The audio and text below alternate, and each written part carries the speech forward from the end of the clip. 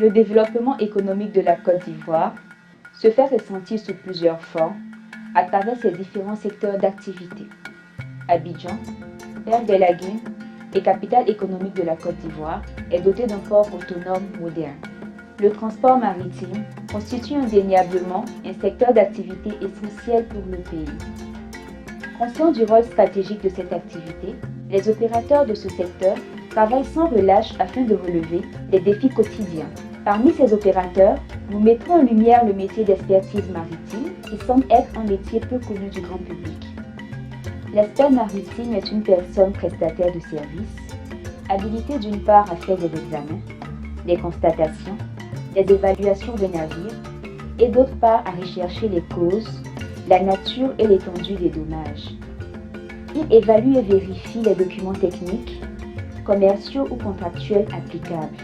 Pour mieux comprendre ce métier, nous allons au cours de plusieurs étapes faire une immersion au sein du port autonome d'Abidjan en une journée avec M. Panguédé, expert maritime et gérant du groupe d'expertise et commercial de Côte d'Ivoire. Avec M. Panguédé, nous serons amenés à découvrir les réalités du terrain. Nous sommes présentement dans les locaux du groupe GECCI. Je suis M. Panguédé. Mon entreprise, c'est Groupe d'expertise et de commerce de Côte d'Ivoire. Je suis de nationalité ivoirienne. Notre entreprise a pour vocation de soutenir tous les opérateurs économiques, importateurs comme exportateurs. Et on travaille aussi avec les compagnies d'assurance. Et globalement, notre activité consiste à soutenir, à éclairer les uns et les autres sur leurs profits. Alors, elle est basée principalement sur 3 grands actes, pour ne pas dire 4. L'expertise maritime, toutes les marchandises qu'on transporte par la mer, toutes les marchandises qu'on transporte par l'avion qu'on appelle aérien, et toutes les marchandises qu'on transporte par la voie terrestre, et toutes les marchandises qu'on transporte par la voie ferroviaire. Alors, en rentrant dans les détails, le côté maritime, et quand vous le savez, ça comporte plusieurs marchandises qui viennent par voie maritime. Ça peut être du riz, ça peut être du sucre, ça peut être du sel, tout ce que un exportateur peut faire venir ici pour vendre, des véhicules, tout. Alors, comme on le dit dans notre jargon, dans le maritime, tout ce qui vient coûte extrêmement cher. Alors, pour un opérateur économique faire venir sa marchandise, il a besoin de garanties, il a besoin que sa marchandise lui retrouve dans ses locaux de manière intacte, sans défaut, comme il a acheté. Et comme dans le maritime, les activités sont tellement intenses, ce n'est pas toujours évident qu'au départ, la marchandise que le monsieur prend lui parvienne dans de très bonnes conditions.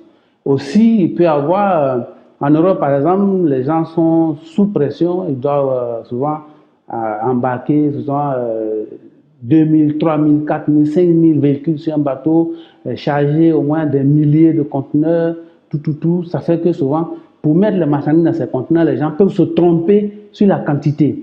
Et déjà, au niveau de la quantité, le client, il est perdant.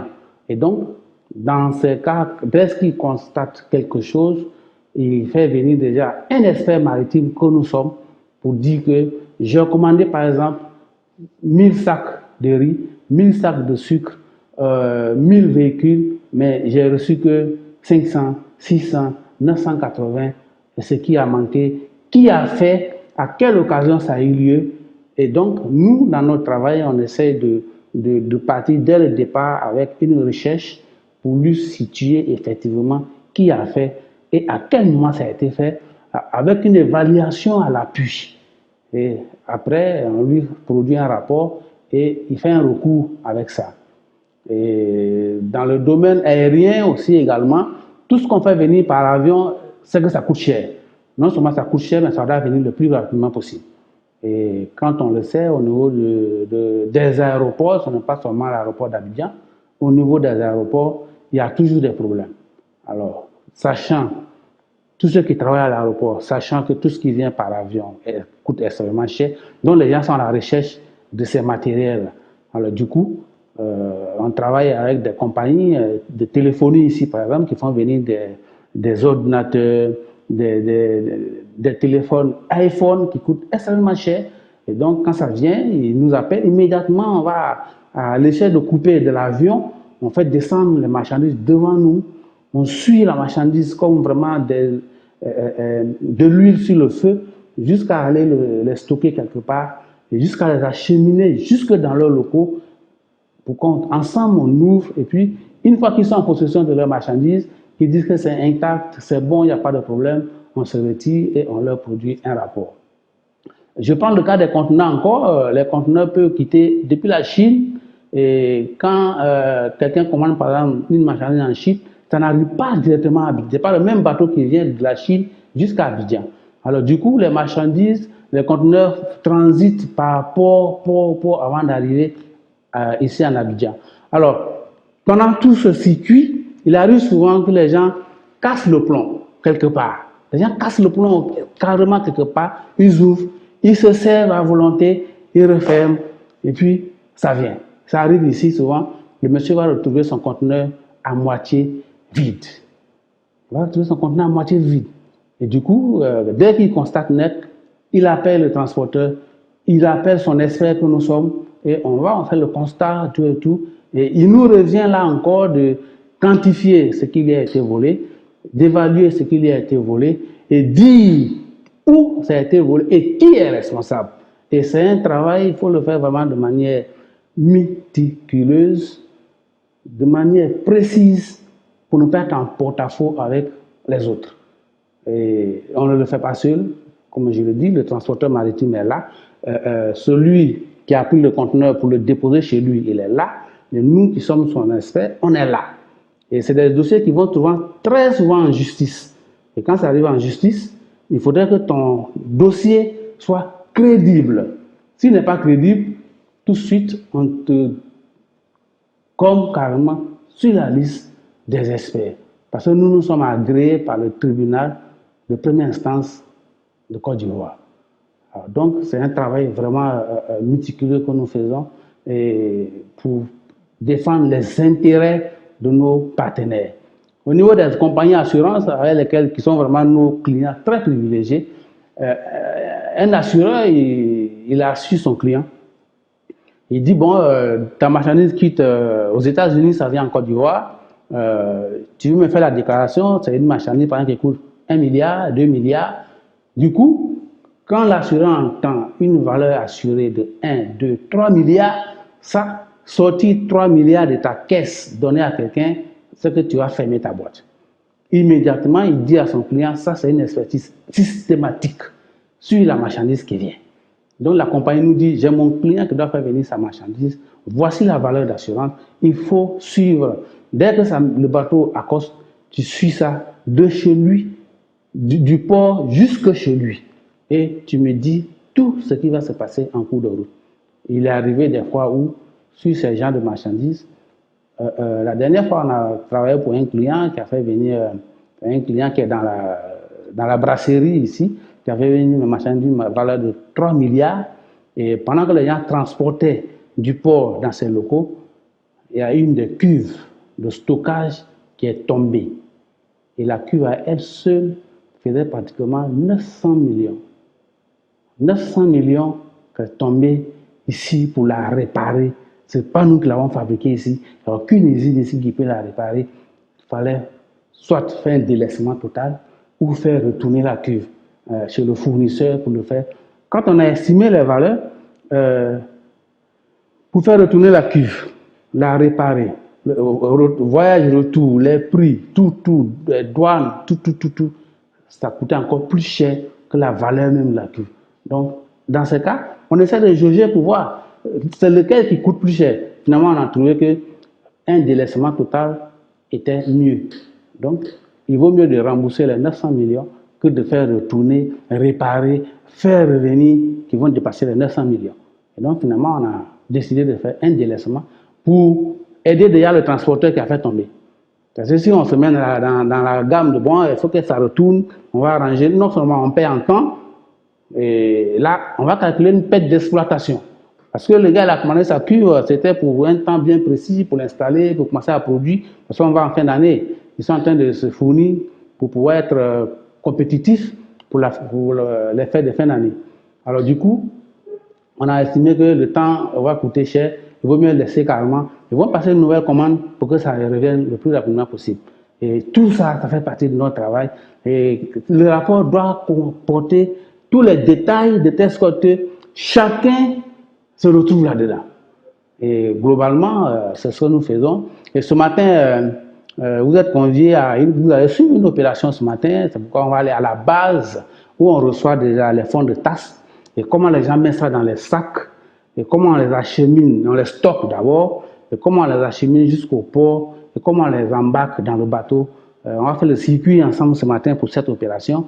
On est en train de charger 25 000 tonnes d'EVA pour un client ici qui est représenté, c'est une grosse succursale qui est représentée ici en Côte d'Ivoire, singapourienne. Et quand on charge ici, le bateau est plein, on ferme les cales, on fait la fumigation. La fumigation, elle sert à tuer tout ce qui est insectes, fourmis dans la marchandise, dans les cales. Et puis, le bateau s'en va, on doit finir véritablement l'opération. Si vous voyez que monsieur est habillé ce matin comme ça, il serait carrément sur le terrain. Je monte là-bas ce matin, ça c'est jusqu'au soir, voire même jusqu'à demain matin, jusqu'on ferme les cales devant moi. Parce que un bateau, que ça soit, il décharge les marchandises, ou bien il charge les marchandises, souvent le début, c'est les débuts et les fins qui sont très compliqués. Au début, il y a une pression, il faut qu'on contrôle tout, il faut que tout soit exact. La finition d'un navire aussi, là, elle est très compliquée. Il faut suivre tout à la lettre.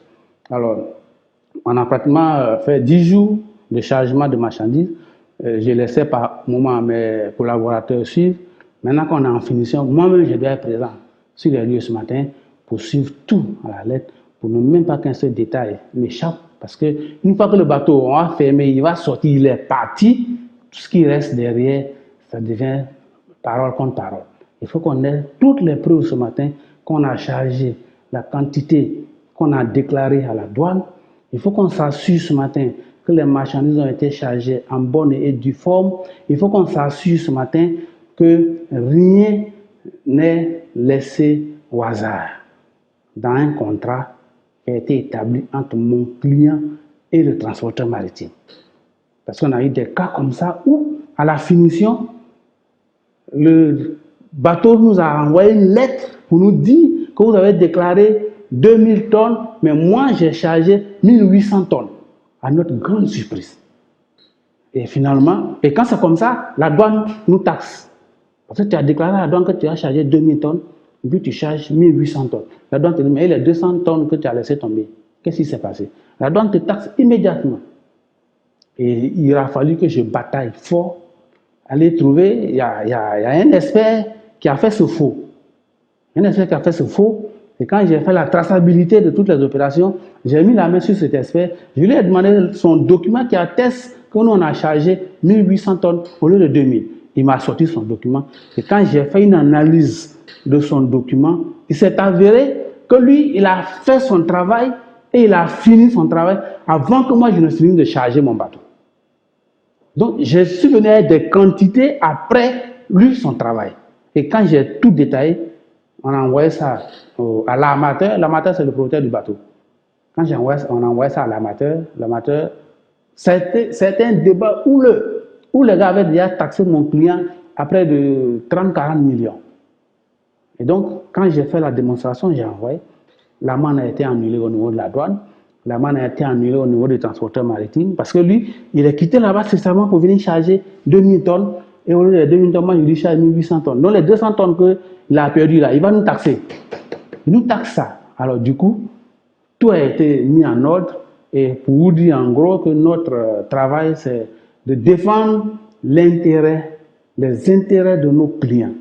Mais il faut le dire en même temps que nous sommes des experts indépendants.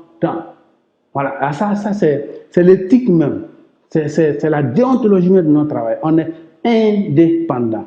Vous, par exemple, si vous me commettez pour aller faire un travail pour vous, et que vous êtes partie prenante même de l'activité, si vous êtes en faute, que ce n'est pas votre faute, que le dommage est arrivé, je ne manquerai pas de dire que c'est vous. Ah, ça, c'est clair. Je ne manquerai pas de dire que c'est vous. Vous êtes même la cause, vous-même, de ce qui est arrivé. Parce que, comme je l'ai dit tout à l'heure, le document va devant tout le monde le regarde, et tout le monde l'analyse, et que ce qui sort dedans doit être la vérité, rien que la vérité. Alors donc, même quand bien même que je dis on défend les intérêts de nos clients, mais cela ne veut pas dire qu'on défend les intérêts la tête baissée. Non. Si tu es en erreur, on te dit que c'est vrai, c'est toi qui nous as envoyé, on est en train de travailler pour toi, mais ça, c'est de votre faute. Nous montons dans la voiture pour aller visiter l'un des entrepôts. Ainsi, notre journée commence.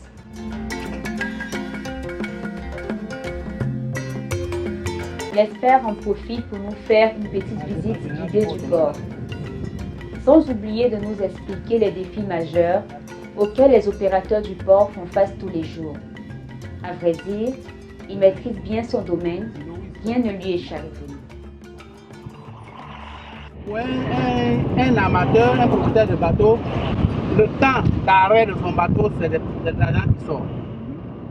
C'est de l'argent qui sort. Donc, il doit être toujours en train de travailler. Il faut que le bateau soit toujours en mouvement. Et du coup, ici à Abidjan, les gens ont déterminé un tonnage pour toute l'équipe qui monte. Parce que quand les gens arrivent le matin, on dit, bon, voilà le bureau de jockey, vous qui travaillez ce matin. On dit, aujourd'hui, vous devez faire tel tonnage. De 8h jusqu'à 16h30, 17h, vous devez faire tel tonnage. Si vous avez atteint, vous êtes payé. Si vous n'avez pas atteint, vous n'êtes pas payé. La journée est grillée. Du coup, les gens sont obligés de se mettre à fond au travail. Par contre, dans les autres ports, une fois qu'on a embauché le docker, son agent est déjà gagné. Il est couché, il ne travaille plus. Il ne peut pas jouer dessus, à ne rien faire. Parce qu'il sait que son agent est rentré. Hein. Et plus il reste dessus, plus son agent rentre.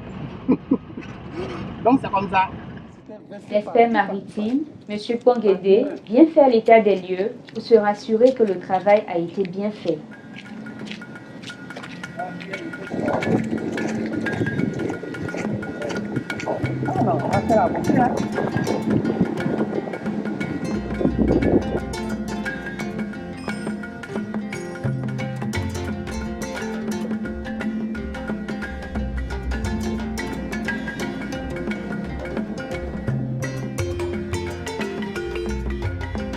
Après vérification, l'expert remarque un sac d'EVA sur le site. Apparemment, les travailleurs ont dû l'oublier. Dans ce secteur, la prudence et la vigilance sont primordiales car s'il y a un manquant quelque part, la faute revient à l'expert maritime qui est en charge du projet. Le bateau va partir peut-être ce soir, demain matin. Après, on vient faire l'inventaire. On a reçu 50 000 sacs. On a envoyé en big bag 3 500. Il va rester 2 500. Donc, les 1500, on va venir compter tout ce qui est nouveau. Si on a les 1500, c'est que rien est gâté. Si les 1500, si on compte peut-être 1200, c'est que les 300 sont gâtés comme ça. Okay. Et nous, on fait le point, on envoie à notre client.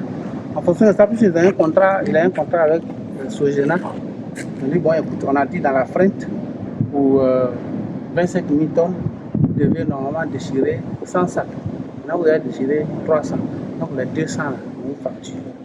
On a payé un là-bas à temps. Non, mais maintenant, peut-être nous, jetons dessus. On a fait transport. J'ai eu mon baccalauréat en 1989. Je suis rentré à l'université. On est arrivé à l'université en 89-90. Et moi, j'ai fait une école catholique de la 6e jusqu'à la terminale. Il faut dire que dans les écoles, dans les collèges catholiques, l'ambiance est vraiment bon enfant. L'ambiance est bon enfant. J'arrive à l'université, véritablement, il faut dire que l'ambiance, c'était compliqué pour moi. Très compliqué. Pendant que les professeurs donnent les cours, ça bavarde. Ah non, je ne me retrouvais pas. Et comme ça, j'ai dit à mon grand frère, écoute, je suis en sciences éco, c'est vrai, j'aime bien faire l'économie, mais j'arrive pas à me concentrer parce que c'est un cafouillage. Dans ma tête, il n'y a rien qui passe. Et donc, il m'a dit, ben, qu'est-ce que tu veux faire? Il dit, ben, moi, je vais passer un concours pour entrer dans une grande école quelque part, et puis, ben, voilà, on y passe. Et comme j'avais toujours pour ambition de soit faire l'armée, il m'a dit, mais il y a une école de la marine quelque part ici. Je suis allé visiter l'école, et quand j'ai vu, j'ai dit, ben voilà un truc que je cherche. Je suis rentré à l'école là-bas, j'ai fait une formation pendant 3 ans, je suis sorti officier mécanicien. Officier mécanicien, j'ai fini avec un diplôme d'officier mécanicien, et j'ai voyagé sur des bateaux pratiquement dans tout le monde entier pendant 12 ans. J'ai navigué pendant 12 ans, et à un moment donné, j'ai eu mon premier garçon, deuxième garçon, et j'ai dit à ma femme, écoute, pour élever les garçons, c'est pas facile. Je vais arrêter pour venir à terre avec toi, pour qu'on puisse éduquer les enfants. Et j'arrive à terre avec la somme d'expérience que j'avais. J'avais un aîné à l'école qui travaillait déjà dans le même domaine, et il m'a appelé pour travailler avec lui. J'ai commencé avec lui, il a ouvert sa boîte, je suis parti diriger la boîte pendant que lui il est resté dans l'autre société. Et étant là-bas, j'ai commencé à chercher un peu la clientèle, ça a commencé à donner. Il a rendu sa démission de l'autre côté, il m'a rejoint. Il est revenu avec moi, on a commencé à travailler. Quand l'entreprise a commencé à grandir, il a trouvé que j'étais l'élément à battre. J'ai dit, ben, il ne l'a pas dit ouvertement, mais par son comportement, par les actes qu'il posait, tout démontrait déjà. Un matin, j'ai dit, ben, écoute, on a le même niveau d'études. Pratiquement, moi-même, j'ai navigué plus que lui. Ce qu'il a fait, il n'y a rien d'extraordinaire. J'écris pour moi, et puis je m'en vais. J'ai entamé la démarche. Et dans notre domaine, quand je vous ai dit tout à l'heure, je suis expert agréé par le tribunal de première instance d'Abidjan. Quand tu fais la demande, tu déposes le dossier au tribunal d'Abidjan. Tu déposes et la présidente de la cour d'appel prend ton dossier, elle analyse. Quand tu réponds à tous les critères, elle prend le dossier, elle envoie à la brigade de recherche. La brigade de recherche, le commandant de la brigade de recherche confie le dossier à un gendarme qui mène les enquêtes civiles et professionnelles sur toi. Et ça peut durer au moins 1 an, 2 ans. Et c'est ce qui a été fait dans mon cas. Un matin, j'étais assis et puis le commandant de brigade m'a appelé. Je me suis rendu là-bas, je ne savais même pas pourquoi, j'avais peur. Ah, j'ai fait quoi encore? Et puis la brigade de recherche me convoque ce matin.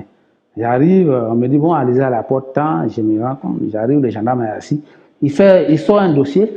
Et là, je vous assure que j'avais vraiment peur. Il sort le dossier, il dit, c'est vous, monsieur Panguédé? J'ai dit oui. Il dit, ben, j'ai mené des enquêtes sur vous. Et je lui ai dit, mais j'ai fait quoi? En même temps, j'ai dit, j'ai fait quoi? Il dit, non, vous n'avez rien fait. Vous avez demandé à être expert maritime. J'ai dit oui. Là, mon cœur a commencé à descendre un peu. J'ai dit oui. Il dit, bon, j'ai fini mes enquêtes civiles sur vous. Vous habitez à Yopougon, vous êtes dans tel quartier, votre maison est située à tel endroit, ceci. Ah, j'étais étonné. J'ai dit, mais tiens, comment vous avez su jusqu'à connaître où ma maison se trouve à Yopougon et le quartier tout? Il dit, ben, c'est notre travail. J'ai fini, votre enquête civile est très bonne, le résultat est satisfaisant. Maintenant, on va passer à l'enquête professionnelle. Et je lui ai dit tout de suite, mais comment vous allez mener l'enquête professionnelle? Elle dit, non, je vais me rendre dans votre entreprise pour vous demander à votre patron comment vous travaillez. 1 an après, la secrétaire, la présidente de la cour d'appel, vers 11, elle m'appelle. Je prends le téléphone, elle dit, bonjour, monsieur Panguédé. J'ai dit, oui. Elle dit, bon, rendez-vous immédiatement à mon bureau au plateau. Je ne savais même pas pourquoi elle m'appelait. Je suis arrivé, elle me dit, votre dossier de demande d'agrément d'expert a été accordé. Donc, allez-y avec ça au ministère des Transports pour que le ministre puisse signer, et puis vous ramenez ici, et puis on programme votre prestation de serment. J'ai dit gloire à Dieu. Et donc, c'est comme ça, quand tout a été fait côté administratif, je suis revenu, j'ai pris un notaire pour commencer maintenant à monter même ma structure. Étant toujours chez le monsieur, je n'avais pas encore rendu ma démission. Étant toujours chez lui, j'ai monté tout. Parce qu'il faut dire que j'étais pratiquement la cheville ouvrière de l'entreprise. Je venais au bureau plus tard à 4h35, je suis au bureau. Je descendais les soirs à 22h, 23h. Du coup, entre 4h35 jusqu'à 8h, ce que je faisais, pratiquement personne ne voyait dedans. Entre 20h, 22h, 22h30, ce que je faisais, personne ne voyait dedans. Parce que les gens venaient à 8h, les gens partaient à 18h, 18h30. Alors donc, j'ai monté tout. Puis, dès que mon entreprise a été prête du point de vue administratif, je l'ai fait asseoir avec ses frères avec qui on était ensemble pour leur dire, je pars.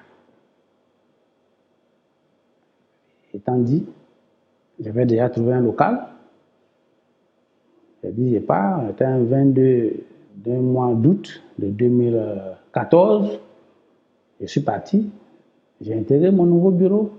J'y étais, j'ai commencé à travailler. Et j'ai travaillé à cet endroit pendant 1 an. Et puis après, on a déménagé ici. Et depuis fin 2014, nous avons déménagé, on est ici.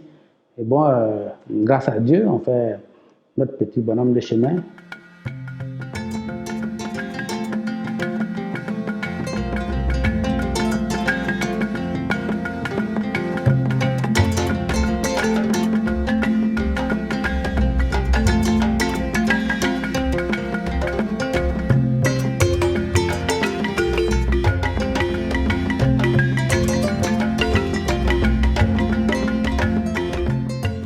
En route pour une visite sur un autre site. Certainement que l'expert n'oubliera pas de rappeler à ses collaborateurs qu'un sac a été oublié sur le site précédent afin de l'acheminer à bon port.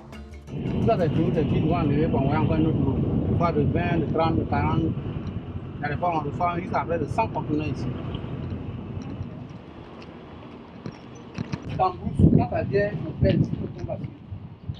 On va voir le poids. Quand il décharge, ici on pèse le camion vide. Là, on fait le poids de la marchandise même. Ouais, un peu. Voilà quand ça vient en vrac, là, voilà comment on charge.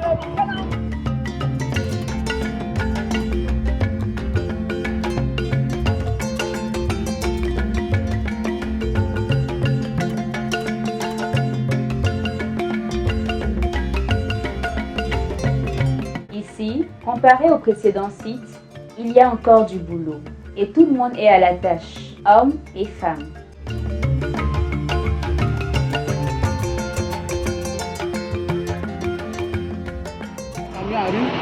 On met dedans comme ça et ils prennent.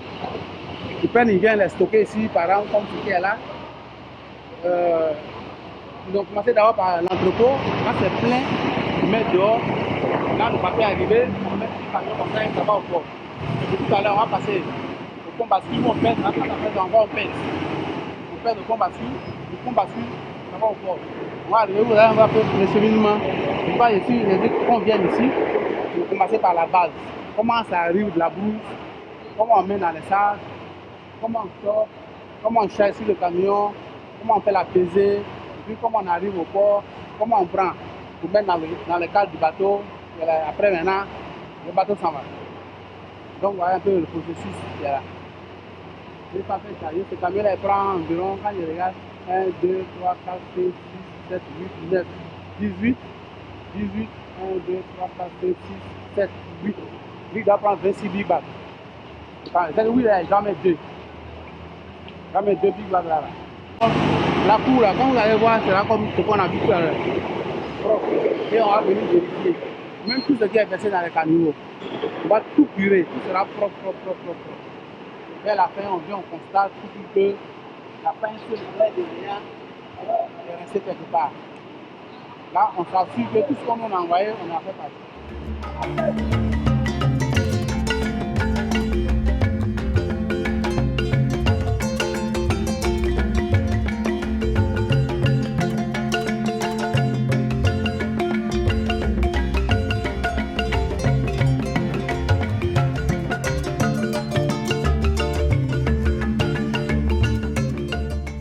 Non, au grand plus tard, Demain 6 heures, on attend. Ah, là, c'est possible.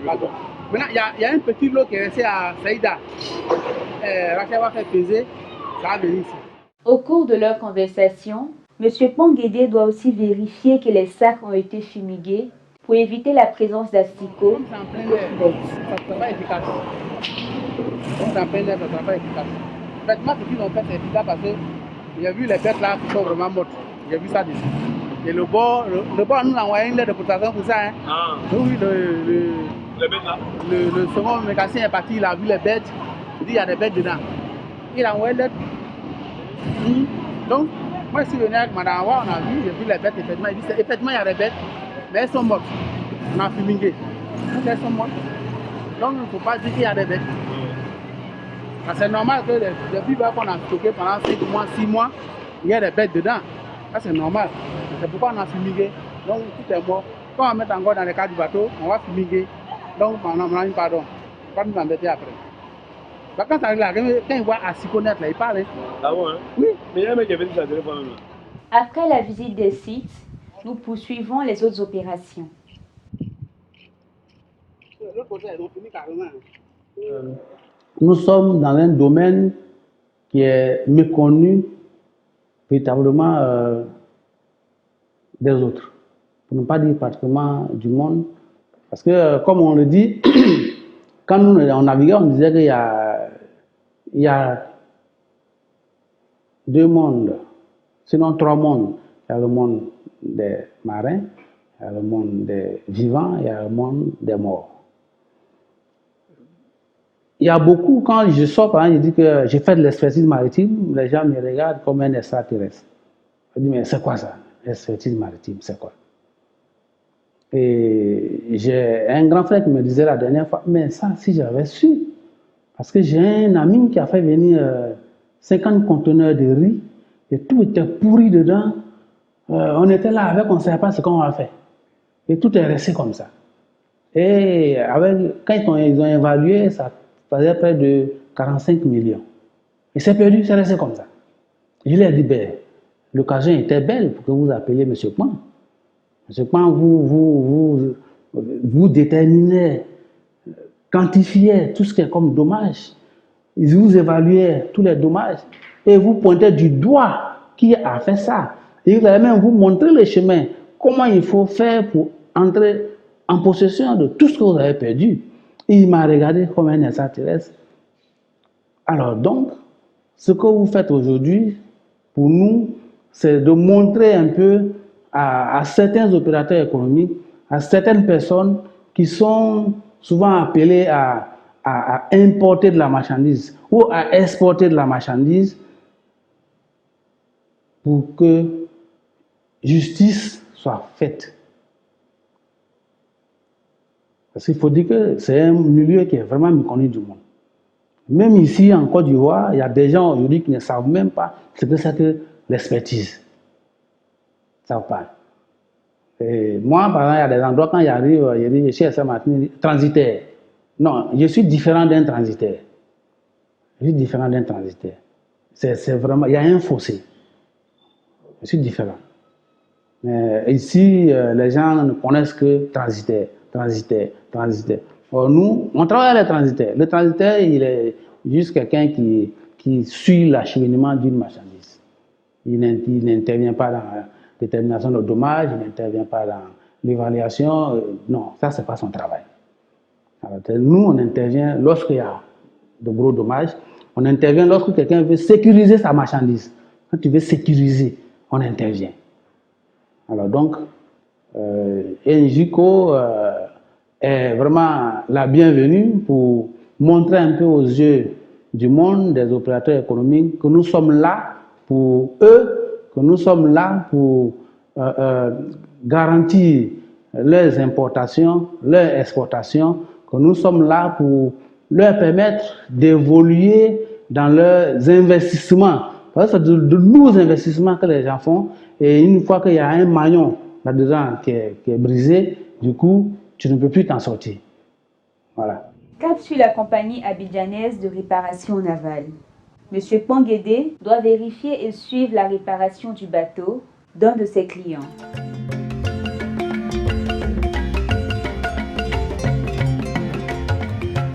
Nous sommes au sein de la Carina. Il y a 2 semaines que ce bateau est en cours de réparation. Monsieur Panguédé demande des explications au superviseur des travaux. Monsieur Kofi Kwaku, lui aussi un expert dans son domaine. Maintenant, il te reste combien de jours de travail comme ça? On est là depuis combien de temps? 2 semaines déjà, non hier?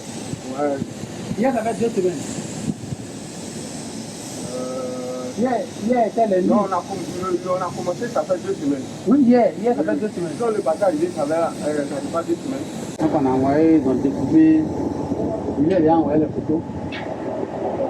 On est en train de tout refuser là. Tout refuser. Et là, c'est la finition là, c'est en train de faire. Voilà. Là-bas, on a déjà tout fermé. Ouais, tout est fermé de l'autre côté. Il te laisse quoi maintenant? À meuler et puis faire la peinture. Non, ça reste la soudure. Quelle soudure qui reste encore? Les trucs qu'on voit là. La soudure là. Si on a laissé comme ça, on a mis dans l'eau là. Là, vous voyez en haut là.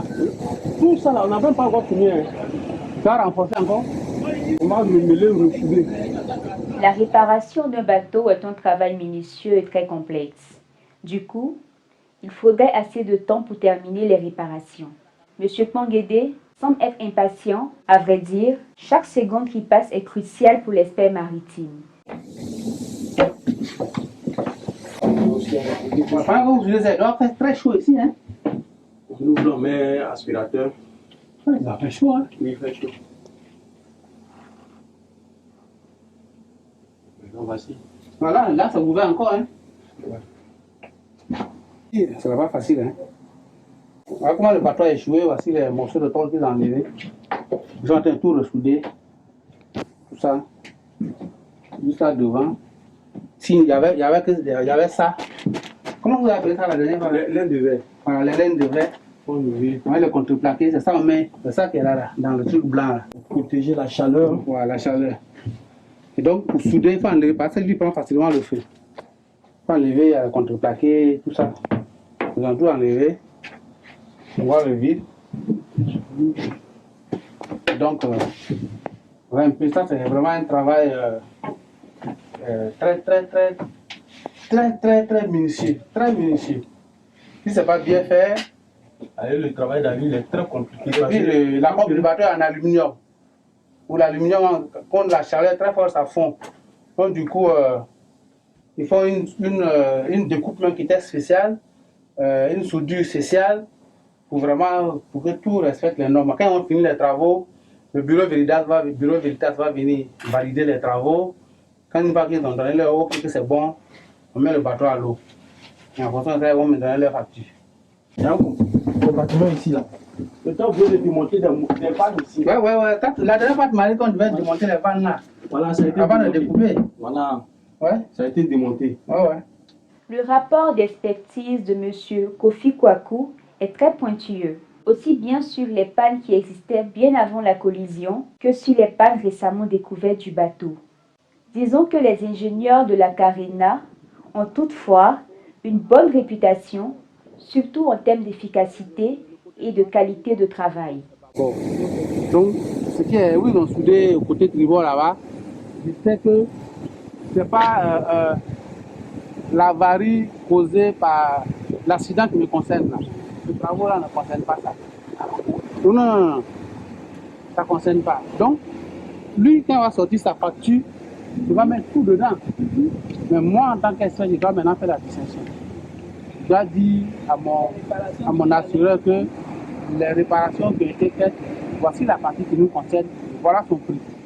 Cette réparation n'est pas de notre ressort. Le port, il attend tout son argent, si tu dis rien, il attend tout. Si la Carina va lui envoyer une facture globale. Donc moi, maintenant, qui suis le travail, je dois faire la distinction. Je vous dis que voilà ce qui nous concerne. Ça ne nous concerne pas. Donc, si c'est une histoire de 45 millions, si là, ça fait 40 millions, si là, ça fait tant, on va se compter. Le secteur, il est porteur. C'est un secteur qui est porteur. Ce que je demande, c'est que on n'est pas les seuls dans le milieu. Hein. Par exemple, tu vas dans le port aujourd'hui, il y a un monsieur par exemple, qui est dans la manutention, c'est-à-dire qu'il fait décharger les marchandises, il est responsable d'une société. Comme je ne dirais pas qu'il y a l'argent dedans, à l'argent entre parenthèses, parce que c'est relatif, il crée Il crée déjà, lui-même il est là, c'est lui qui donne les marchés d'expertise, lui-même il crée sa société, et il est derrière, donc dès qu'il a un marché, il donne en même temps sa société. Mais il faut dire en même temps que je conseille aux jeunes gens de s'intéresser au métier, mais de se former. Il faut se former pour ne pas faire du faux. Il y a la probité morale qui entre véritablement en ligne de compte. C'est vraiment pris en compte. La probité morale, surtout. Quand je tiens les réunions avec mes collaborateurs, je leur dis toujours qu'il faut avoir la probité morale. Il faut être correct. On est toujours tenté d'être corrompu. À ça, toujours. Parce que dès qu'on arrive sur le terrain, on dit, oh, c'est un essai qui est arrivé, mon cher. Moi, dans cette situation, je dois gagner peut-être 50, 60 millions. Attends, je donne 1 million à l'essai, il va m'arranger. Mais la vérité finit toujours par rattraper le mensonge. Alors, pour ceux qui veulent vraiment entrer dans le domaine, se forment. Qui se forment véritablement du point de vue intellectuel, qui se forment du point de vue honnêteté, probité morale, pour ne pas salir la corporation. Sinon, le métier, il est passionnant. Je suis tellement passionné de ça que il y a des dossiers. Quand il y a des dossiers devant moi, je ris. Souvent, il est costaud, je ris. J'avais un client en face de moi qui était dans le faux. Quand il a pris son dossier, là, il m'a dit, mais monsieur Kouin, si vous ne pouvez pas. Je regarde, je ris, mais votre dossier, il est compliqué. On dira la vérité, rien que la vérité. Mais juste, je vous demande de faire ceci, de faire ceci, de faire ceci. Parce que là aussi, notre rôle, c'est de donner des recommandations aux gens. On leur dit, si vous faites ça, si vous faites ça, si vous faites ça, ces genres de choses ne vont plus jamais arriver. Mais les recommandations, une fois, mes collaborateurs me disaient, parce qu'on a un client, quand j'ai regardé un peu dans notre fichier, mais attends, ce client, il y a longtemps, on n'a pas travaillé avec lui. Hein. Et puis, il y a un de mes collaborateurs qui m'a dit, mais on donne trop de recommandations. Si on donne trop de recommandations, les gens ne vont plus faire de fautes. Mais s'ils ne font pas de fautes, nous, on ne va pas travailler. Donc, il a dit, mais donc, il ne faut plus en faire de recommandations. J'ai dit, non, laissez, dans tous les cas, ils sont toujours dedans, ils vont faire. Nous, on en cache sur notre rôle. C'est vous dire qu'il faut toujours rester, garder la ligne. Il faut rester toujours correct. Il faut rester toujours honnête. Il faut continuer le travail. Ce que Dieu a gardé pour toi, tu vas avoir. Alors, donc, aux jeunes gens qui veulent vraiment s'investir dans le domaine, il faut se former. Il faut vraiment... parce que c'est du français qu'on parle dans les rapports. Hein. C'est du français. Mais un bon français, en même temps un français terre à terre et un bon français. Vous qui n'êtes même pas dans le domaine, si vous prenez un rapport d'expertise et que vous le lisez, immédiatement, il faut que vous compreniez. Il faut que vous sachiez ça a commencé où, ça s'est terminé où, et qui a fait quoi. Et voilà la valeur d'un rapport. Donc, quand on prend le rapport et qu'on le lit, tu ne comprends rien, tu ne sais pas qui a fait quoi, où on est quitté. Du coup, ta tête est mélangée. Tu n'étais même pas sur le terrain. Tu n'étais pas là-bas. Tu ne sais pas ce qui s'est passé. Parce que tous ceux qui nous envoient là, ils sont assis au bureau comme on est assis là. Puis ils disent, bon, allez, va sur ça. Donc, du coup, quand ils prennent le rapport, il faut que l'humain soit imprégné. Comme si l'humain était là-bas. Il suit tout à la lettre de par le rapport. Alors, pour faire un travail aussi minutieux, il faut avoir un niveau intellectuel. Alors, donc, j'insiste sur la formation. J'insiste sur la formation. Quelqu'un qui est bien formé, généralement, quelqu'un qui est bien formé est toujours honnête. Quand le bateau n'arrive, on a ramassé là pour venir verser ici. Ouais, là, quand le bateau n'arrive, on a pu envoyer comme ça sera plus facile. Quand le bateau est là, on approche. On rentre facilement. Donc, nous, on prend ici maintenant, on envoie rapidement. Même travail, les gens, c'est tout à l'heure côté reconditionnement.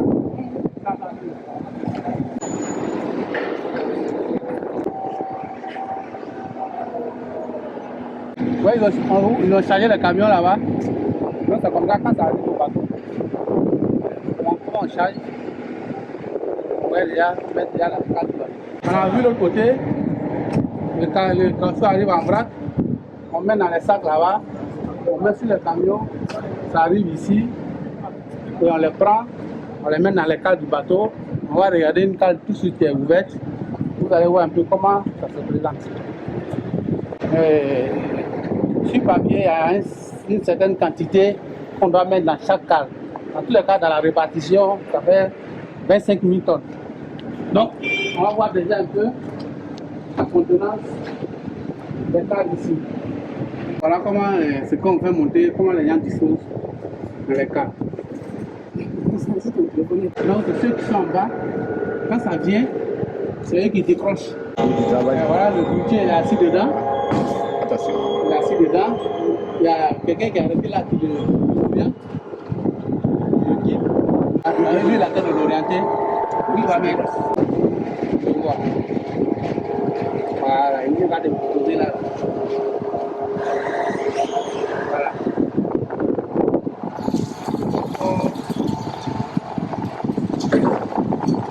Voilà.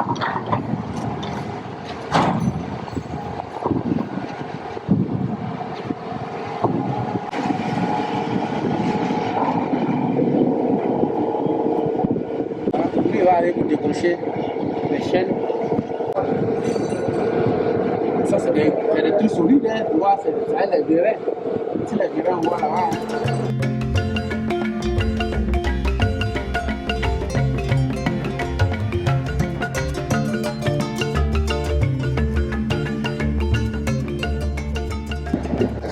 Là, ils sont en train de faire un quai.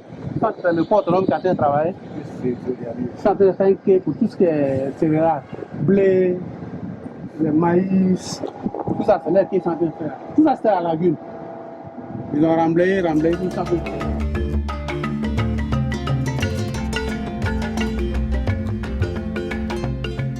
Nous sommes à la fin des opérations sur le navire.